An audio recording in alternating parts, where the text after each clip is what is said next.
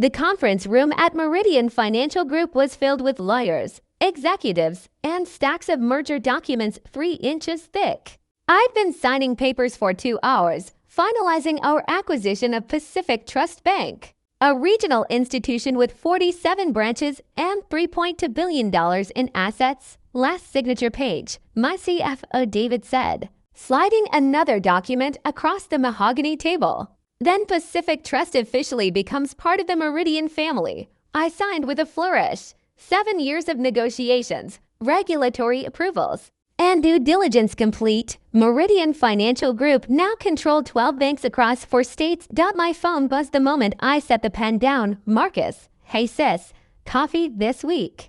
Need to discuss a business opportunity.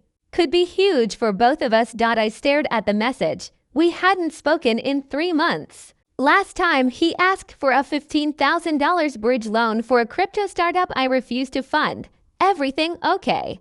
David asked, my brother wants to talk business. I said. David raised an eyebrow. The one who filed bankruptcy twice. That's the one. My assistant Morgan appeared.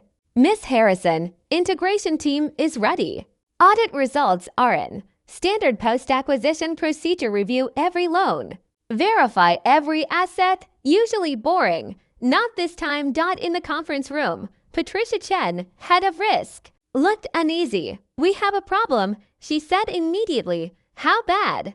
Potentially criminal. She turned her laptop.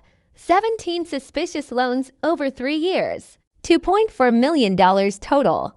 Same loan officer. Same pattern, fake income, inflated collateral, minimal verification. I leaned forward. Names? She hesitated, then clicked.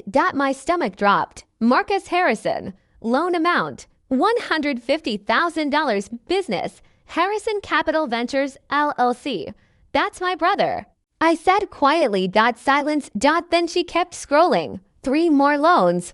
Different business names. Same pattern. Total, $680,000. And then my name appeared. Elena Marie Harrison.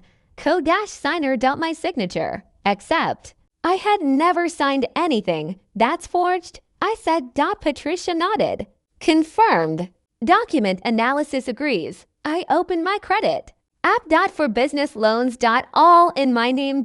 All in good standing except. To now 30 days overdue. Because someone had been making minimum payments using new fraud, a pyramid built on my identity. What's the loan officer's name? I asked. Stephen Park. I closed the file. Call the FBI. David blinked. Elena tonight. Then I added, and send Marcus a message. Coffee tomorrow. 8 a.m. You're meeting him. I want to hear it from him first. That night.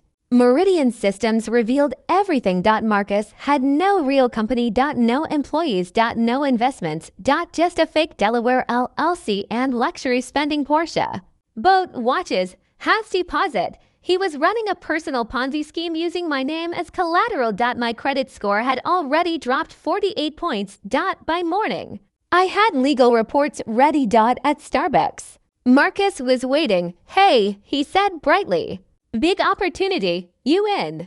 I sat. He launched into a pitch. Blockchain, AI, venture capital buzzwords. How much have you actually raised? I asked. About $1.2 million in commitments. From who? He laughed. Can't disclose. I tapped my tablet. Harrison Capital Ventures doesn't exist as a real business. His smile flickered. For fraudulent loans. $680,000, all tied to my identity. His face drained. Elena, I can explain. You forged my signature. I said calmly. I used your name because we're family. He snapped.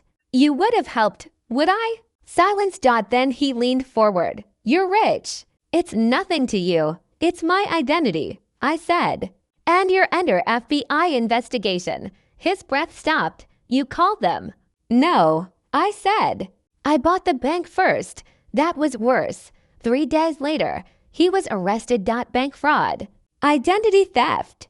Wire fraud. 5 counts. 4 counts. Multiple charges. My parents called screaming. How could you do this to your brother? I didn't, I said. He did. You could have protected him from consequences. They hung up. Patricia later confirmed it. The loan officer was in on it. 13 other victims emerged. Most had no idea their identities were used. 3 months later, Marcus took a plea deal. 5 years in federal prison. Restitution he could never repay. The family didn't speak to me after that. I became the cold one, the one who chose low over loyalty. 2 years later, Meridian hit $47 billion in assets. Forbes listed me among the most powerful women in banking. No mention of Marcus. That part stayed private. Then a letter arrived. Return address: Federal Correctional Facility. I almost didn't open it, but I did. Elena, I've had time to think. Real time. I stole from you. I used your identity. I destroyed trust I can never rebuild. I'm sorry. Not for the punishment, for the harm. You didn't just lose money. You lost safety in your own family. That's on me. I don't expect forgiveness. I just wanted you to know I finally understand what I did, Marcus. I read it twice, then placed it in a file with the rest of the case documents. Maybe it meant something, maybe it didn't. Either way, I had a company to run. And consequences don't pause for family.